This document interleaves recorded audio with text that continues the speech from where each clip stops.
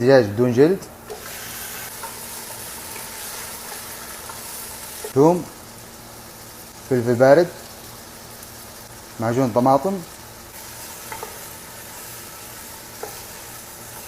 طماطم، بهارات مشكلة مع كركم، ليمون اسود وبابريكا وفلفل اسود.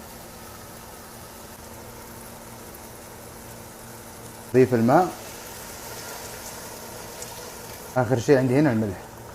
خلاص كذا نحسب له 15 دقيقة. بعد 15 دقيقة اضيف البطاطس.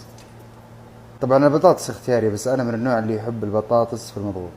عندي هنا الرز تقريبا انا منقعه ساعة كاملة. يحتاج ازود الموية عشان البطاطس. نحسب له 15 دقيقة على نار جدا هادية عشان يستوي معنا الرز ويستوي معنا البطاطس. ما شاء الله تبارك الله.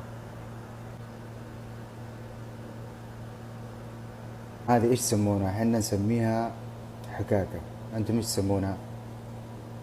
شوف كيف الشكل، ما شاء الله تبارك الله. شوف الدجاج كيف معايا،